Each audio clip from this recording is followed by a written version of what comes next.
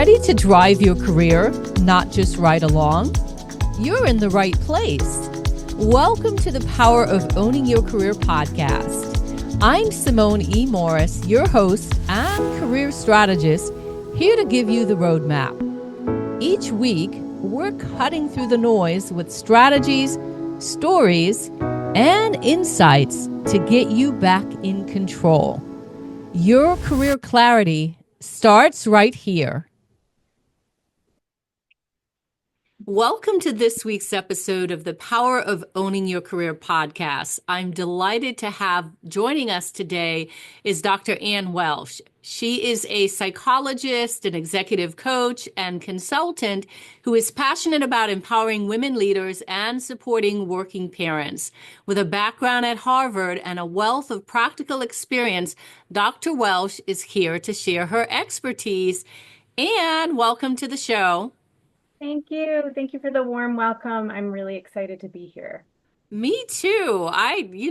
Balance, integration is a thing in the workplace. So it's a hot topic and I want to hear all about it. But first, I want to know a bit more about you. I gave the intro, but you tell me about what you're currently doing. Yeah, my my career path has been kind of circuitous, but at this moment in time, I think of my career as like it's like a bicycle wheel with at the hub is supporting working parents and working moms really in particular, and the spokes are all sorts of different pieces. So I have a small private therapy practice that's entirely focused on maternal mental health. I have an executive coaching practice that's supporting women in leadership. I have a group coaching program for working moms. And then I also do some consulting with companies who want to improve their working parent support or bring in kind of sponsored parental leave coaching or other kinds of tools that they can use for working parents. That sounds all by design. And I'm wondering, because this show is all about being in the driver's seat, being intentional with your career, and with all those different buckets that you just mentioned, how did you get to the place of designing it, let me say, on your terms? Yeah, I think it's a great question because it wasn't it was piecemeal. It was one thing at a time. And it was a little bit of personal and professional blending. So I started out like gung ho for a career in medicine. I wanted to be a doctor. My parents joke that I like emerged from the womb with a stethoscope. Like that was the Nice. only thing I was going to Got a be. visual there. Yeah. And I did everything I needed to do and got into medical school. And it was only then where I was like, wait a minute. Wait a minute. I'm not excited about this. I don't actually know that I want to do this. And that was the first moment where I kind of, in hindsight, took a little more control of my career and said, I recognize that everybody is looking at me thinking I'm absolutely crazy right now. And I also know in my gut that this is not the right thing for me. And I'm going to walk away before I get any farther down this path.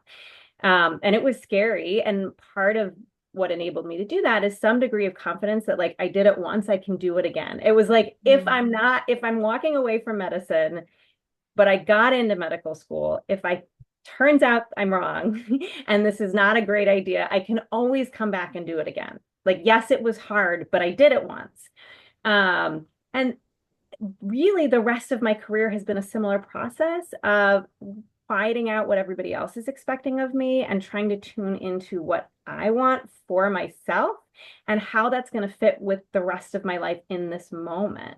And so I made a leap I was at Harvard, I was working full time, I had my second child, and it wasn't working for our family for me to have that particular job, my husband to have the job he did, and to be growing our family. And so I left and I formed my own practice. And that was only one piece. That was the therapy practice.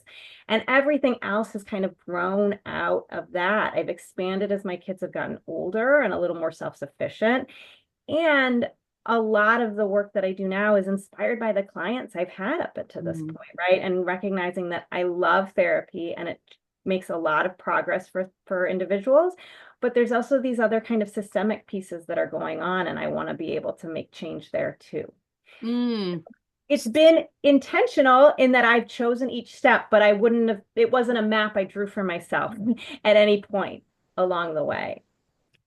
You said a lot of great insights that I want to go back to. The first thing I want to go back to is you talking about leaping and quieting the noise and really being centered on your own voice and your own, beacon of where you want to go in your career.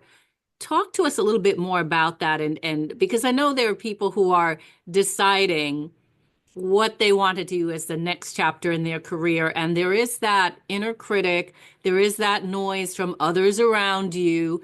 Talk to us about how you were able to hone in on your voice, trust your voice, and move forward in your career. Yeah, I mean, with that first leap, sometimes I look back and I'm not sure how I got the chutzpah to do it, right? Like I look back and I say, wow, that was really brave. But I think for me, there was this sense of really, again, getting quiet and really thinking through what's that whisper internally, right? I think sometimes people talk about gut feelings as being this big pull that they can't quiet. For me, sometimes it's like a little very quiet voice in the background, and I have to make space for it. I do this work a lot with my clients as well of I tell them it's kind of like cleaning out your closet, right? You have to take out everything and put it on the bed and label it all. Where's that expectation coming from? That one's from social media. That one's my mom. That one's my professor. That one's my Aunt Susan who said this thing about me when I was 5, right? Like you've got to label all of these pieces. And then once they're on the bed and you see them and you label them, you get to decide, what am I picking back up? Right. And so, in that decision to walk away from medicine, it was like, okay, this was something I was kind of interested in. I liked science. I liked helping people. I had 2 parents as doctors, so or I had 2 doctors as parents. There was a lot of expectation there. And it was like, okay, I like these things, but what I really like, what I'm really interested in it is people, right? I'm very curious about people and why they make the decisions they do and how they think. And I kind of want to get in their heads. And that's not what I'm going to be studying if I go to medical school. So let me try this other thing. Um, Mm. and it's never, yeah, occasionally I'll have clients that have big ahas, right? I was working with a client recently who really quickly got in touch with a much younger part of herself that had wanted to go into a career in like social work and made a big pivot. And it was all crystal clear for her as soon as I kind of asked the question, what did you used to want to do? Right. But for a lot of us, it's not that clear. It is this little whispers, these little tiny breadcrumbs that we kind of follow through our lives and through our careers to make those decisions that are getting us closer and closer to alignment. Mhm. So you talked about having parents as doctors or doctors as parents. I'm doing the same thing. And so I wonder, what did you want to be when you were growing up? Well, so that was I wanted to be a doctor. Well, I wanted to be 2 things. I wanted to be a doctor or like a pop singer. And, that's not the most logical career choice. Um, but I think in particular because I had a mother that was a doctor, and that was not a thing in the 80s when I was growing up. Very few of my friends had working mothers. Very even fewer had physician mothers. So it's what I saw modeled, and I thought it was really cool that she was a doctor. And again, I think it did line up with my own interest in science and wanting to be a helper in some capacity. Um, but in the end, I think it was a lot of, I came from a family of academics, and that's kind of was what was in my brain. Like that was what I saw as the options. And it wasn't until I got into college and kind of started to see, wow, there's a whole number of other careers out there that I could choose from. And that still happens to me today, where I'm like, oh, I could do this thing. Let me see what that feels like. Let me try it, treat it like an experiment, see how I react, and then choose if I really want to fold this in as a piece of my career. In some sort of ongoing capacity. Mm. If you had to come up with a title to, define your career body of work, what would it be? I At this point, I would say a working mom guide, right? I'm not a guru, but I have a lot of knowledge, right? Even my grad school research before I became a parent, unknowing what I was going into, was in the transition to motherhood and was in career decision making. So these were pieces I've been dealing with and working with and researching long before I was even doing them on my own or before I was helping clients navigating them, because I find that these are questions of identity. And that's fascinating to me from all sorts of angles. Mhm. Talk to me a little bit more about identity. I am a mom as well, so talk about that. My brain went to a place of sort of losing your identity somewhat when you have children, and you've got four, I believe. Yes. So, I'm curious how you balance it all and what you meant when you talked about identity and careers. Yeah. Well, broad brushstrokes, identity is how we see ourselves, and what that is defined by all sorts of pieces. I kind of talk about identity as a pie chart, right? And we might have 300 things in there. What happens when we become moms, and I want to speak to that sense of losing yourself because that's a really, really common thing, is that we have to fit this giant new piece into that pie, right? I mean, motherhood is a huge piece of identity, and it comes with a whole bunch of those expectations we were talking about earlier from outside, right? Everyone has an opinion on how to be a good mom. And they will not shy away from telling you from the moment that you are pregnant, and they're commenting on how your belly bump is looking, to comments on screen time or whether or not your child's wearing a coat or whatever. So you have this huge, huge piece. And what people end up doing sometimes, because it's almost impossible to do anything else, is that just covers over everything, right? It's like that becomes the entire pie. Mm. And we lose sight of those other pieces. They're not gone, they're just hidden. And the work that I love to do is to help make that piece fit inside the pie with everything else, right? And it's not so much about shrinking its importance, it's about acknowledging that those other things are in there so that motherhood is a piece of who you are, a really important, vital, creative, wonderful piece. And there are other pieces of you outside of that, and they may be affected by motherhood. There's nothing wrong with that, but they do exist. And that's the kind of identity formation process that doesn't just happen the minute you have a baby. That is over the course of being a parent, which is really a whole lifetime. Yeah. Yeah. I want to read something that I got a quote from you and have you elaborate just a little bit because it seems apropos at this time to bring it up. You say motherhood doesn't shrink a woman's ambition, it reshapes it. Too often we view career success as a straight climb up the corporate ladder, but for many mothers, ambition expands outward, weaving a web of leadership, resilience, and purpose. It's time we stop asking women to choose between success and family and start recognizing the strengths they bring to both. Thoughts? I have lots of thoughts, a whole book's worth that I'm writing, currently in the process of writing. But I think we have this narrative that you become a mom and it's like where ambition goes to die, right? I mean, to some extent, that is the story. Um, and or we maybe have a narrative of a mom like that's working quote too hard and is abandoning her children. And it's like those are the two choices we get. And the reality is all of mothers actually live somewhere in gray space between those two extremes. And that you can be a wonderful, loving mom and be incredibly ambitious in your career. And part of understanding that both and space is to recognize that ambition is not linear, right? When we think of when we traditionally think of the word ambition, we think of climbing that corporate ladder, right? It's kind of up or out. I always use a law firm as a great example for this, right? Because that's literally what you do. Either you got to the next year or you're kicked out. And if you're kicked out, that's a failure, right? You have nowhere to go but up to partner. Otherwise, you've somehow failed the system.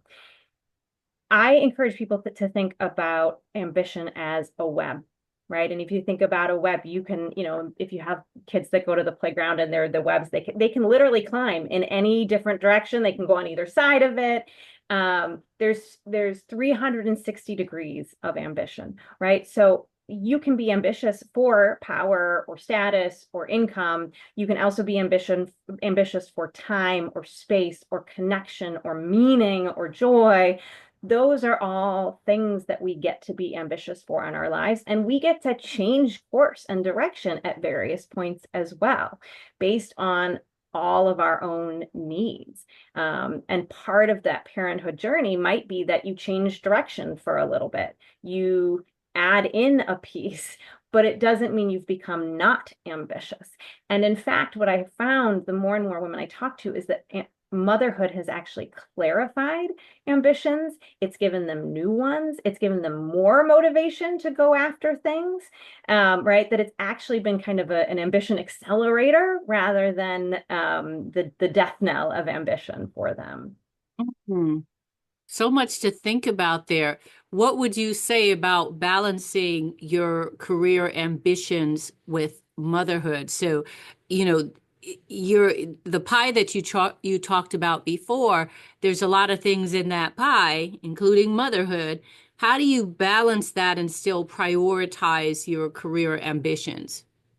Yeah, I think everyone talks about work-life balance, and then we kind of try to replace it with work-life integration, and That's that is right. a better term, right? Yes. Because I think, work and life are overlapping, as certainly in the way that technology allows, we're never away from work or our kids, as someone who will get texts from kids all through the day. But really, I think the shift we need to make is to recognize that none of this is static, right? These are all constantly moving pieces. And that means that what balance looks like in any given day or week is going to be different from another day or week. I kind of talk to people often about using like a frame of seasons, and a season could be a week or a month or an actual season. And recognizing that we're going to tip and move in different directions, different pieces of those pie may actually shift and take up more or less space based on all sorts of circumstances. And that's what balance is in the end, right? If you're listening to this podcast and you're not driving your car, you can even experiment. Like if you stand on one foot, notice how much movement is actually happening, right? You might have some big tips and wobbles, but you also probably have little tiny micro movements in like your ankle and all the tendons around it, right? Balance is actually constant movement. It's not steady. It's not some sort of nirvana state we reach. And when we open ourselves up to that kind of constant shift and play, we become more resilient, we become more powerful, right? And we develop less shame, right? Because we can just accept the balance is tipped, quote, in this direction for now, and it will tip in a different direction at another point. And all of that is okay.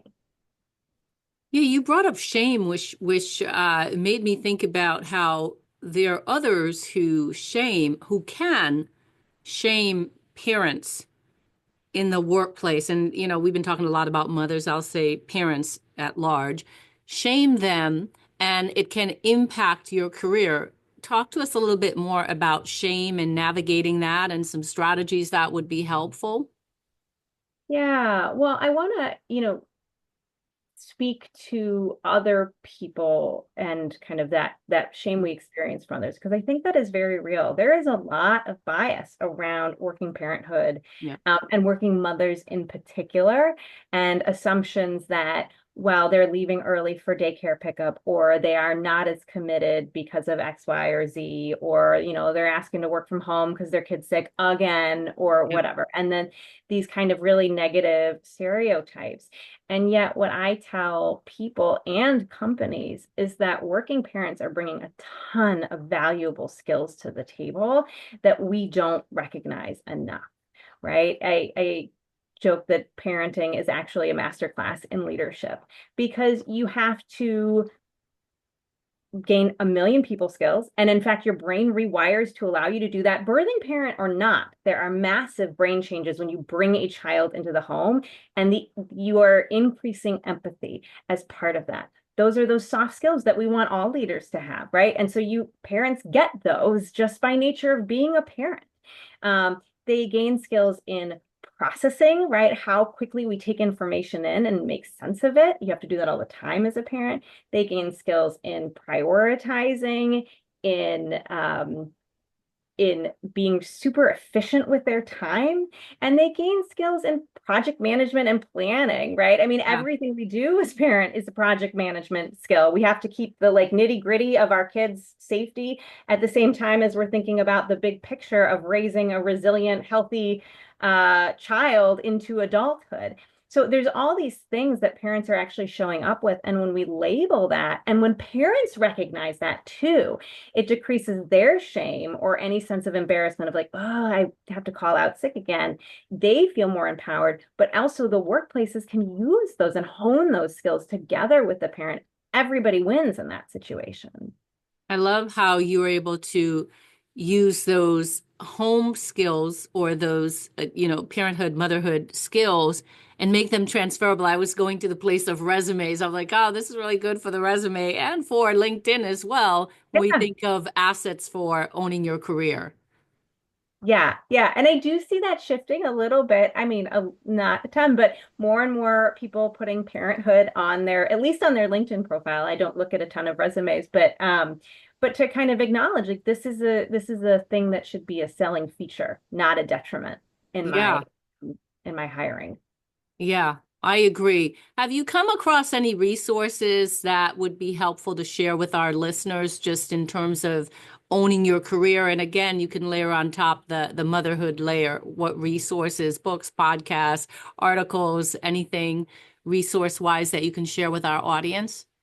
Yeah, one great one that came out earlier this year, especially this is more geared towards working mothers, but I think fathers could benefit from it too, is The Power Pause by Neha Ruch. And she really advocates that any sort of time you take for caregiving, whether that's a couple years when your kids are younger or a shorter amount of time, but that really thinking of that as a potential career accelerator, right? And helping you embrace that that is not walking away from career. It's really can be this strategic play that you make really along those same lines I was talking about of balancing of saying, okay, I'm going to lean into this one space for now, but that doesn't mean I can't lean back into career later. And she kind of beautifully walks you through some processes, especially for while you're in that pause, of how to set up systems and to think about it in a way, again, that feels really empowering.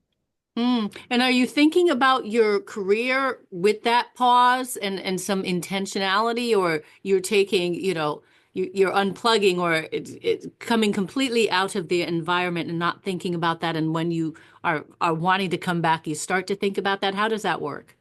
I think it's in both and, right? Or an either or that, for some people that take caregiving pauses, there is every intention of going back. And, I've worked with a lot of clients who want to take some sort of pause and not always when their kids are little. I mean, sometimes it's a older kid has a need or an aging parent has a need and they're saying, I need to take some time off for that. And so we'll talk about what are those strategic things, right? How can you keep even if it's not a foot in the door, how can you keep a toe in the door at your Yep. workplace? How can you stay active with your network so that you're still top of mind? Do you want to do some consulting or small projects? Like, what does it look like to kind of keep tabs on it? But sometimes it is, I am burnt out and I'm taking a pause for that reason, or I don't want to keep a foot in the door. I really just want to completely disengage from this part of my life for now.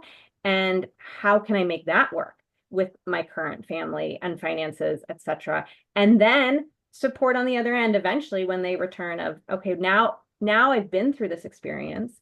Maybe it's changed me. Maybe it's shifted around some of those pie pieces. Maybe there's some new ones. Maybe I've removed some. Now, what am I going to do? How do I figure out what's next for me? How do I make those career decisions from this space? And that's also work that I really love doing. I think it's always exciting to be thinking about what do I want to do when I grow up, even if I am a grown up. Yeah. Now that's a title of a book right there. I love that. But I want to, as we begin to wrap up this episode, I want to ask you, because this show is called The Power of Owning Your Career, what is your formula, Anne, for owning your career? I think for me, it's approaching everything with curiosity and then maybe even a little bit of a sense of play. Right? I think the thing that has allowed me to stay resilient and to experiment and try new things has been this ongoing frame of what if, right? What if I like this? What does this feel like? What would that be like? I am certainly a type A person and can be in the planning, live in a world of plans and Yeah. wanting things to go a certain way. And that works for some elements of my life. But in terms of career development, it can keep me a little bit constrained. And so when I keep this frame of playfulness and of not being wedded to the outcome, it's really allowed me so much more freedom to make those aligned choices, like I talked about with medical school very early on, and then kind of choices as my career grew and developed. I love that. I loved not being aligned to the outcome because that can really cause unnecessary stressors as well. Yeah. Love the angle that you're talking about there. Well, it's certainly been such a pleasure to have you as a guest on the Power of Owning Your Career podcast. Can you please tell our listeners how they can stay connected with you if they'd like to do so? Yes, the easiest place to find me is on LinkedIn. It's just Dr. Ann Welsh, or my website, which is drannwelsh.com. I love getting messages and hearing about people that heard the podcast. And you can go on there to learn all about my group offerings and my one-on-one offerings. And I post updates sometimes as well about my book progress on ambitious working mothers. And I'm also on Instagram as well. Awesome. Well, again, my sincere thanks from myself and from the listeners for having you as a guest on the Power of Owning Your Career podcast. Thank Thank you you. so This was so much. much fun. Thanks again for having me. Absolutely. Absolutely. That's it for today's empowering episode. I'm Simone E. Morris, and I want you to remember that you are indeed the architect of your career. Share this episode if it sparked something in you. Subscribe wherever you listen and find more resources at SimoneMorrisEnterprises.org. Keep practicing career ownership, and I'll be right here with you next week for more transformation.